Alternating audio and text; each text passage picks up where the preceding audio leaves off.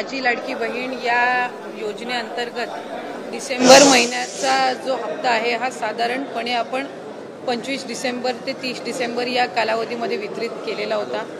या महिन्याचा जानेवारी महिन्याचा म्हणजे नवीन वर्षाचा पहिला जो लाभ आहे डीबीटी आहे ते 26 जानेवारीच्या आत त्याची सुरुवात ही आम्ही करत आहोत आणि त्या संदर्भातलं जे आर्थिक नियोजन आहे ते सुद्धा अर्थ विभागाकडून आम्हाला महिला व बालविकास विभागाला प्राप्त झालेला आहे। त्याच्यामुळे लाडक्या बहिणींचा जो जानेवारी महिन्याचा लाभ आहे हा साधारणपणे 26 जानेवारीच्या आत त्याची वितरणाची सुरुवात होईल आणि 3 ते 4 दिवसाच्या त्या कालावधीमध्ये ज्या महिला लाभार्थी आहेत त्यांच्या खात्यावर तो लाभ जमा होईल।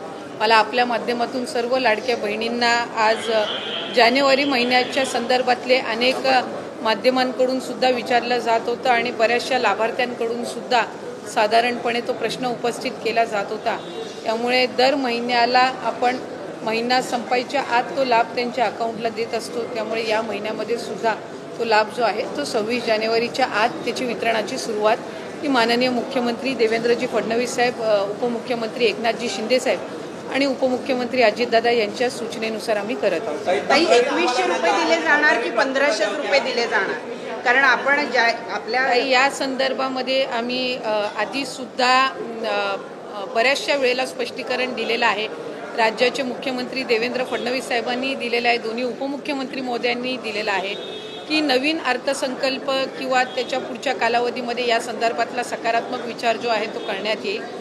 त्याच्यामुळे सध्याच्या या महिन्याच्या याच्यामध्ये 1500चा लाभ जो चालू आहे तो आपण त्यांच्या खात्यामध्ये वितरित करत आहोत।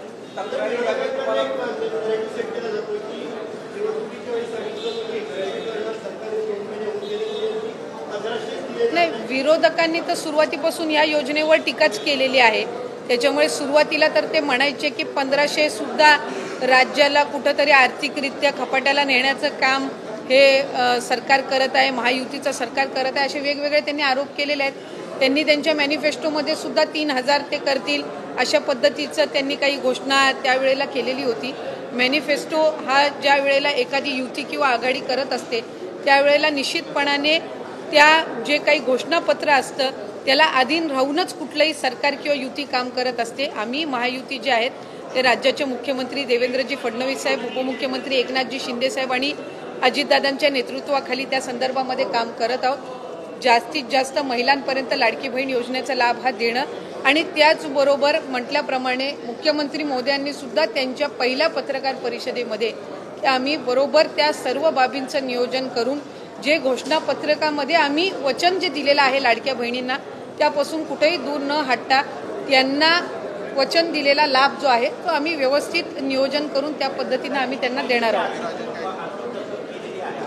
नाही, साधारणपणे आम्हाला 3690 कोटीची जी तरतूद आहे ती त्या ठिकाणी अर्थ विभागाकडून प्राप्त झालेली आहे आणि या महिन्याचा जो लाभ आहे हा त्याच्यातून वितरित होणार आहे। या व्यतिरिक्त सुद्धा फेब्रुवारी महिन्याची सुद्धा आम्ही तयारी त्या निमित्ताने करत आहोत कारण मार्च महिन्यामध्ये नवीन अर्थसंकल्प सादर होणार आहे।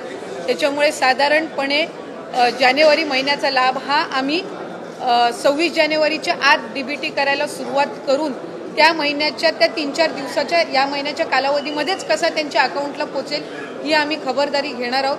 फेब्रुवारी महिन्याचं नियोजन सुद्धा आम्ही त्या पद्धतीनं करत आहोत आणि अर्थसंकल्प सादर झाल्यानंतर त्यावेळेला सुद्धा प्रत्येक महिन्यामध्ये कुठेही खंड पडता कामा नये या पद्धतीची आम्ही उपाययोजना विभाग म्हणून घेत आहोत।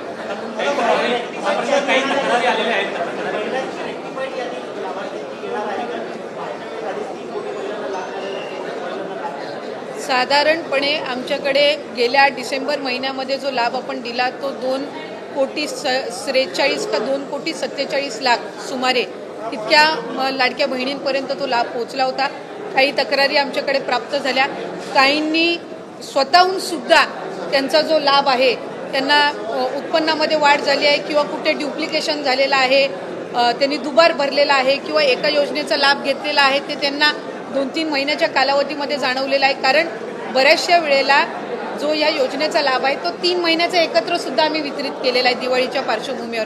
त्याच्यामुळे त्यावेळेला त्यांच्या लक्षात आलेलं आहे। त्यामुळे साधारणपणे जे ड्युप्लिकेशन झालेले आहेत, ज्यांनी वेगवेगळ्या योजनांसहित या योजनेचा लाभ घेतलेला आहे तसे असतील किंवा 2 वेळा अर्ज भरलेले असतील किंवा एखाद्या ह्याचा लाभ घेतलेला असेल तर असे साधारणपणे जे आहेत ते कमी होतील.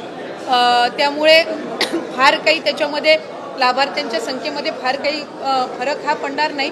स्वइच्छेने आणि अशा काही क्रॉस व्हेरिफिकेशनमध्ये किंवा खालून स्थानिक प्रशासनामधनं ज्या तक्रारी आलेल्या आहेत त्यातून जी काही थोडीफार कमी होतील ते, आणि इतर जी क्रॉस व्हेरिफिकेशन आहे ज्यांचं उत्पन्नाचं आणि इतर दाखले अजून सबमिट झालेले नाही आहेत हे ग्रॅज्युअली होत राहील.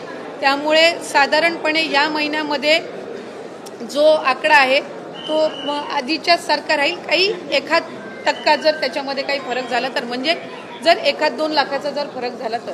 काल महायुतीची बैठक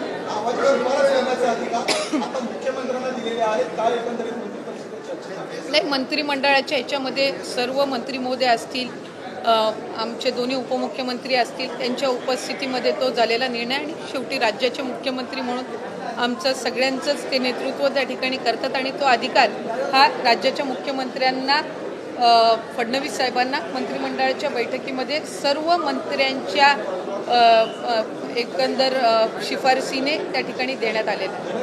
काल महायुतीची बैठक पार पडली, त्या बैठकीमध्ये धनंजय मुंडे उपस्थित नव्हते. आज मंत्री परिषद झाली, तसेच आज कॅबिनेट झाली, ते उपस्थित नाही. कुठेतरी त्यांच्यावर राजीनाम्याचा दबाव आहे, यामुळे ते साईडला होतात. मला वाटते त्या संदर्भातली जी काही चर्चा आहे ती त्यांची राज्याचे मुख्यमंत्री फडणवीस साहेब, अजितदादा, आमच्या पक्षाचे नेतृत्व यांच्यासोबतच्या स्तरावर असेल.